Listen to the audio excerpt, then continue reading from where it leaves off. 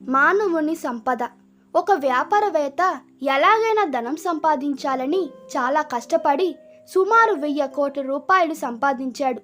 ఒకరోజు ఆ వ్యాపారవేత్త తాను ఎంత కష్టపడి చెమటోడ్చి సంపాదించిన ధనం తాను చనిపోయినా సరే ఎవరికి ఒక పైసా కూడా ఇవ్వకూడదని బాగా ఆలోచించి పేపర్లో ఒక ప్రకటన ఇచ్చాడు. ఏమని అంటే, ఎవరైతే నేను చనిపోయిన తర్వాత నా డబ్బు నాతో తీసుకొని వెళ్ళే సులువైన సలహా ఇస్తారో వారికి 10 కోట్లు ఇస్తానన్నాడు. నెల గడిచినా ఎవరు రాలేదు. అప్పుడు మళ్ళీ 100 కోట్లు ఇస్తానన్నా ఒకరు కూడా రాలేదు.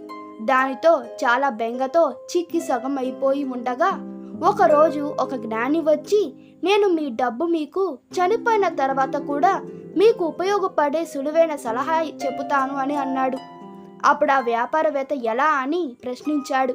దానికి ఆ జ్ఞాని ఆ వ్యాపారవేత్తతో, మీరు అమెరికా, ఇంగ్లాండ్, జపాన్ వెళ్ళారా అని అడిగాడు.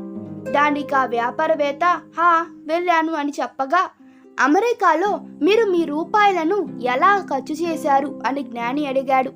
దానికి ఆ వ్యాపారవేత్త, మన భారతదేశ నోట్లు అమెరికాలో చెల్లవు కనుక నా రూపాయలను డాలర్స్గా మార్చి తీసుకొని వెళ్తాను.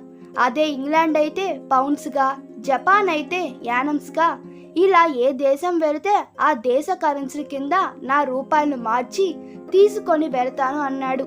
అప్పుడు జ్ఞాని ఇలా చెప్పాడు, ఓ కోటీశ్వరుడా, అలాగే నీవు చనిపోయిన తర్వాత కూడా నీ డబ్బు నీతో రావాలంటే నీవు వెళ్ళాలని నిర్ణయించుకున్న దేశంలాగా, ఒకవేళ నీవు నరకానికి వెళ్ళాలని అనుకుంటే నీ డబ్బును పాపము లోకానికి మార్చు, అంటే దుర్వినియోగం, చెడు వ్యసనాలకి, పాపము పనిలోకి మార్చు. లేదా ఒకవేళ నీవు దేవలోకానికి వెళ్ళాలంటే నీ డబ్బును దాన ధర్మాలు చేసి పుణ్యంగా మార్చుకో అని చెప్పగానే ఆ ధనవంతుడికి జ్ఞానోదయం కలిగి ఆ జ్ఞానిని 100 కోట్లు తీసుకోమంటాడు. దానికి జ్ఞాని, నేను కష్టపడి పని చేయకుండా ఒక్క పైసా కూడా తీసుకోను అని సున్నితంగా తిరస్కరించాడు. అప్పుడు జ్ఞానోదయమైన ఆ ధనవంతుడు తన ఆస్తికి ఆ జ్ఞానినే నిర్వాహకుడిగా నియమించి తగినంత జీతం తీసుకోమని చెప్పి తన సంపద అంతా సన్మార్గంలోకి, పుణ్యలోకానికి జ్ఞాని సలహాతో ఖర్చు చేయగా పాత పాప కర్మలు పరివర్తనంతో నశించి మంచి కర్మల వలన పుణ్యగతులకు వెళ్ళాడు. ఇదండి మానవుని సంపద, మానవునితో వచ్చే విధానం. మనం కష్టపడి సంపాదించినది మంచి ధర్మ మార్గంలో ఖర్చు చేసి పుణ్యంగా మార్చి మనతో తీసుకొని వెళదామా, లేక ఇక మీ ఇష్టమే. ఈ వీడియో మీకు నచ్చినట్లయితే మీ అభిప్రాయాలు కామెంట్లో తెలపండి. Please like, share and subscribe to my channel. Thank you.